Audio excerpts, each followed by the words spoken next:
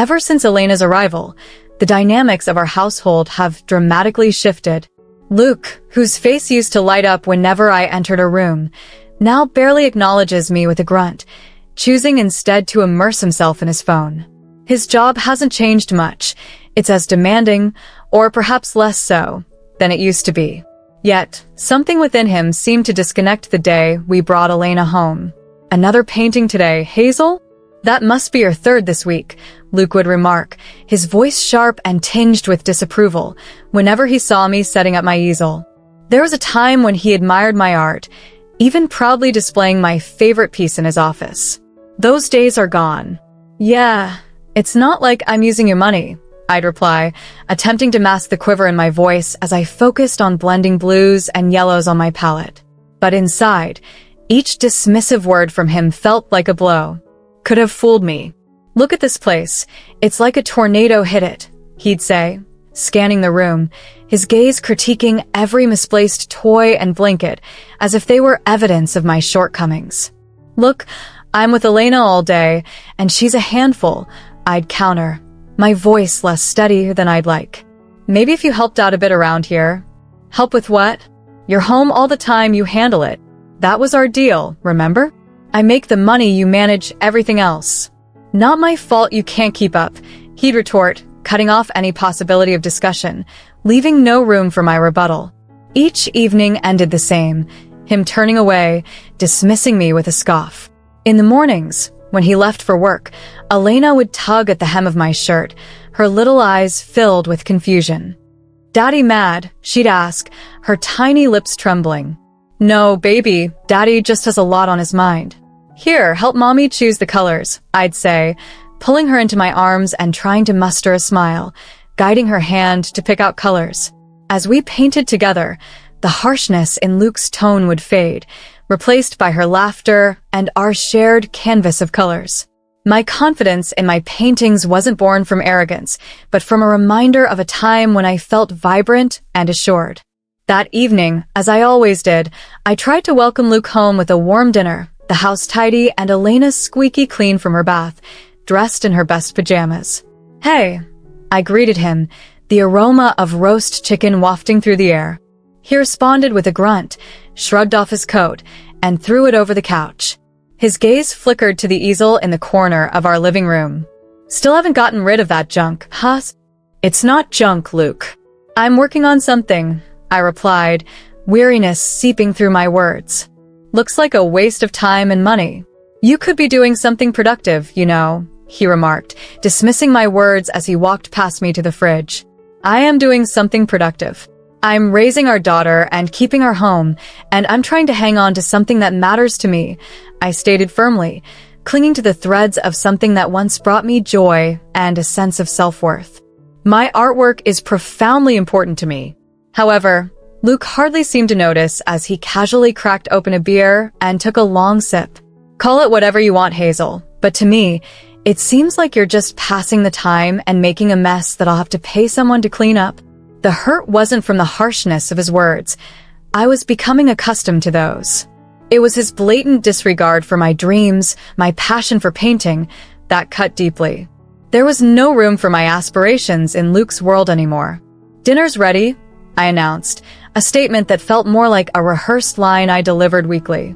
As I served the dinner with trembling hands, Luke's parents, who were seated at the head of the table like judges, hardly acknowledged my effort to prepare a warm, hearty meal.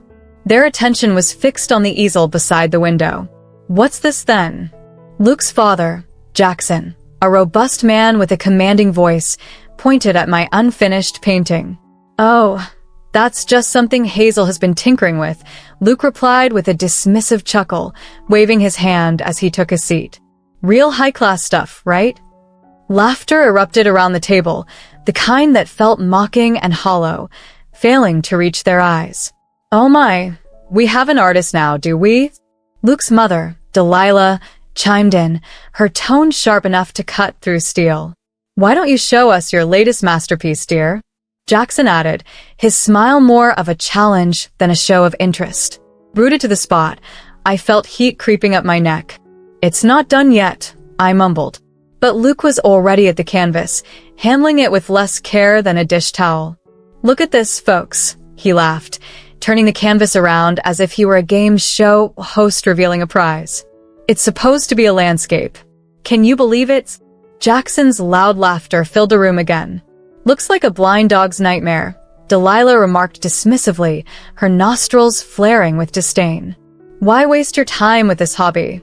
Get a job, or do something productive." "As if anyone would hire her," Luke sneered, placing the painting back with a thud that made my heart sink. "The job market's tough out there, and well, look at her."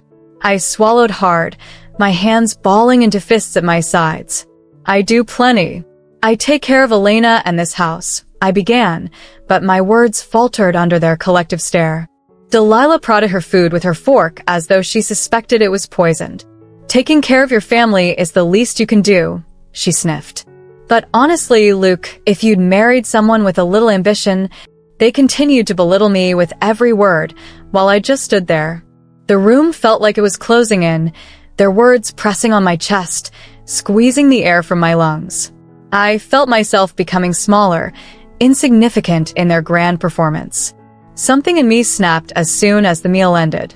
With a forced calmness in my voice, I excused myself, marched up the stairs without looking back, and locked myself in the bedroom. "Hazel," Luke's voice reached me about half an hour later, filtering through the door. "You coming back down? We need to clear the table." I didn't respond. I couldn't. If I opened my mouth, the floodgates of my pent-up emotions would surely open as well. A cry or weeping might have escaped, but I refused to give them that pleasure. I was browsing through my banking app, my brow furrowing more with each passing moment. Our financial situation was dire once again this month, and the list of groceries and essentials wasn't getting any shorter. Elena, ever growing, needed new shoes. From the living room, Luke's voice broke the silence. "Hazel, why is there a $57.100 charge for Martin's art supplies?" I was busy on the app, transferring the last of my personal savings to cover the costs. "Just picked up a few necessities," I replied, trying to sound nonchalant. "Come on, Hazel. That's money that could have been used for something important," he retorted, his tone flat, tinged with disinterest and perhaps disappointment or frustration. I sighed deeply. "Art is important to me, Luke, just like your golf is to you." I didn't mention how his golf clubs had cost more than a year's worth of my art supplies. "Yeah, but golf is networking. It's part of my job. What does your painting get us?" "A cluttered house and wasted cash," he grumbled. "It helps me cope with the day," I murmured, feeling the familiar pull of conflict within me. "Through the day? We need to be smart about our finances, not just spend on whatever helps us get by." "Budget, Hazel, budget," he lectured, as if the word was a leash tightening around my neck. "I buy my art supplies with my own money, Luke. The money I had before." I trailed off, not wanting to escalate the argument. My past, a time of job independence and dreams of my own gallery, felt like a distant chapter. "Your money's our money, isn't it?" he snapped, the implication clear that my financial independence was a thing of the past. "And that money is running out fast. What then?" Later at the store, I opted for cheaper brands, counting every penny, every compromise. At the checkout, I chose the smallest paint tubes, small enough to go unnoticed in the cart. Back home, I unpacked groceries with methodical precision, each item a symbol of our precarious financial balance. Luke, noticing the budget brands, remarked, "Putting back some luxuries, are we?" "Yes," tightening the belt, I responded, avoiding his gaze and concealing the receipts, a record of my necessary transgressions. He hummed, rummaging through the bags as if searching for a mistake. "Where are the Greek yogurts you like, and isn't this the cheaper coffee?" I shrugged, busying myself with the pantry. "Prices went up. Had to make some cuts." "But I don't see any cuts in your art budget," he pointed out, noticing the new brushes hidden under a loaf of bread. I faced him, our eyes meeting for the first time since the conversation began. "This keeps me sane, Luke. My art keeps me going." A plaything in her curious hands. "Her birthday is coming up fast, and Daddy wants us to make something special. Can I help?" Alina's eyes sparkle with the prospect of a shared project, even as I weigh the feasibility against the looming deadline. I nod, swallowing back my apprehension. Of course, honey. We'll make it a team effort. With my resolve steadied, I reclaim my voice, now steady and resolute, as I grip the edge of the countertop, halting the trembling in my hand. In these trying times, maintaining one's composure feels almost like a privilege. His words echoed in my mind as he gestured toward the brushes, a stark reminder of our strained conversations. That evening, as I began to paint, it wasn't inspiration that guided me but sheer determination. Each brushstroke became a rebellion against the stifling expectations set by Luke. Yet, as I worked, memories of a time when these brushes brought joy instead of strife flooded back to me. Meanwhile, Luke was entangled in business meetings across the country, barely pausing as he laid out my latest assignment over the phone. Hazel, you need to come up with a birthday gift for my boss's wife, Hannah. Her celebration is in a week. Got it. Do we have a budget for this? I asked, my gaze fixed on our stretched finances displayed on my laptop. Just handle it. Make it thoughtful, he replied distractedly, his attention already elsewhere. Exasperated yet undeterred, I felt the familiar rush of frustration heat my cheeks. You expect a thoughtful gift, yet I'm to conjure the budget from thin air? I muttered to myself after he hung up. Taking a deep breath, I closed my eyes, calming the storm within. Without the funds but needing to impress, I dove deep into Hannah's social media. Her love for art was evident, her feed a parade of gallery visits and luxurious canvases, interspersed with snapshots alongside celebrated artists. She valued the arts profoundly. An idea struck me like a flash of lightning. I could create a painting. The supplies were here. The motivation was undeniable. It would be a gift uniquely ours, impossible to replicate from any upscale boutique. Embracing the concept, I envisioned the painting coming to life, the strokes forming under my fingers. This personal touch was not just fitting, it was necessary. With resolve, I prepared to use every available moment to create something worthy of Hannah's sophisticated tastes. Setting up my old easel in the living room, transforming it into my studio, I braced myself for the challenge ahead. As I began, my daughter, Elena, stumbled upon the scene of artistic disarray. "What's all this?" she inquired, eyes wide with wonder. "It's a birthday present project for someone your daddy works with," I explained, tidying up as she poked at a hardened paintbrush. "Can I help, Mommy?" she asked, picking up the crusty brush, intrigued. "Yes, let's make it special together," I agreed, taking the brush from her, hopeful that our combined creativity could meet the high stakes of this corporate gifting challenge. Elena, gripping a makeshift wand or toy sword, furrowed her brow in confusion. "But why can't Daddy buy something?" she asked. "Elena, go watch your cartoons." "I need some time to think," I replied, not in the mood to explain our financial struggles or the complexities of my marriage to a 7-year-old. Muttering under her breath, a bit too much like me for comfort, she scampered off to the living room, leaving me alone with my thoughts. The days wore on as I juggled my roles, daytime mother, nighttime artist. The canvas slowly came to life, evolving into an abstract reflection of the chaotic whirlwind that had become my life. Throughout the week, Luke remained distant, no calls, no texts, nothing. He was too engrossed in his own world of charts and deals, too busy to check in. Meanwhile, Elena, my little shadow, often returned to watch me paint. "You're really good, Mommy," she declared around day 4. "You should draw more." Her words warmed my heart, possibly the kindest critique I would ever receive. Maybe I will, I thought, encouraged. On the eve of the big reveal, the painting was complete, a raw outpouring of everything I hadn't been able to express. Sleep eluded me that night, my mind racing with worries about the reception of my work. What if Hannah dislikes it? What if Luke thinks I've wasted my time? The morning dawned clear and bright. I wrapped the painting in plain brown parcel paper, securing it with a bow made from one of Elena's hair ribbons. Why not add a personal touch? Holding the package close, I attended the boss's wife's birthday celebration, hoping my artwork would be well received. As I navigated through the crowd, my eyes low, I wished I could vanish into the background. Luke was there, freshly returned from a business trip, exuding success. His gaze swept over the polished, elegantly dressed women, then landed heavily on me. His expression soured as if he'd just bitten into a lemon. He scrutinized me, a silent judgment only I perceived, as the party's noise seemed to dim around us. His attention then shifted to the package in my hands. His eyes narrowed. Oh, that familiar pre-storm glare. "What's that?" he demanded, his voice barely contained. "It's a gift." "My painting," I responded, clutching the package tighter, wishing it could shield me from the impending confrontation. "A painting? You're kidding, right?" His voice rose, drawing a few curious glances our way. I tried to silence him with my eyes, but he was beyond caring. "You actually think it's appropriate to give her this amateur piece?" The whispers around us grew, like the beginning of a rainstorm. "Luke, please, not here," I pleaded, my cheeks burning with embarrassment.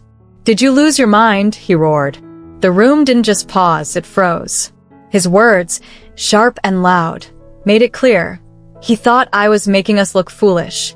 This was more than just a moment of embarrassment. It was a glaring revelation of our deep-seated issues, laid bare for all to see. Suddenly, we were the center of attention. Eyes darted our way, then away, and back again, as if they were spectators at a tennis match. I felt myself shrinking, wishing I could just dissolve into the floor. His face turned a shade of red I had only seen on stoplights. "Great, just great. Hazel," he exploded, throwing his hands up in frustration. "You don't think, do you?" The heat rushing to my cheeks was far from flattering. My hands trembled, but I clung to the painting tighter, it being my only anchor. Taking a deep breath, I tried to recall why this had seemed like a good idea in the first place. "Now everyone's going to criticize us, thanks to your foolish plan," he snapped, his words cutting through the air for all the eavesdroppers. I wanted to respond, perhaps even tell him off, but with the entire room's gaze piercing through us, I stood frozen, silently cursing the situation. The room erupted in laughter following Luke's outburst, each chuckle stabbing at me. Despite the room swirling around me, I caught the boss's eye. His expression mingled confusion with curiosity. His wife, Hannah, looked on, her expression a mix of concern and fascination, which oddly gave me a glimmer of hope. With a commanding wave of her hand, she silenced the room. "Let's see what Hazel has for us," she declared. I moved as if on autopilot, my hands still shaking as I unwrapped the canvas, revealing the artwork I had poured my soul into. Hannah's eyebrows arched in surprise. "Oh my," she murmured, and the room fell silent, anticipating her verdict. "This is quite something, Hazel," she continued. Luke, still simmering beside me, muttered, "Yeah, something all right." Ignoring him, I searched Hannah's face for a sign. It's for you," I stammered. "Happy birthday." She studied the painting, her head tilted. "It's bold." "I like bold, don't you, darling?" She nudged her husband, who was difficult to read but nodded in agreement. "You don't see something like this every day." Luke attempted to regain control. "Oh, come on. You're saying you like this mess?" But Hannah snapped back with a sharpness that stopped him in his tracks. "Luke, I'd watch it if I were you. Your wife is talent, and I won't have you embarrass her further. It's unbecoming." The room dropped into a tense silence, the kind so thick you could hear a pin drop blocks away. "Look at the colors, the life in it," Hannah continued, her voice softer now. Luke tried to interject. "Well, sure, if you like that sort of thing." But Hannah cut him off. "I do. It's decided. This goes right in the foyer." I blinked, stunned. "Are you sure?" The boss chimed in, hesitant. "It's not exactly." Hannah shot him a look that made him falter. "Standard, right? It's unique."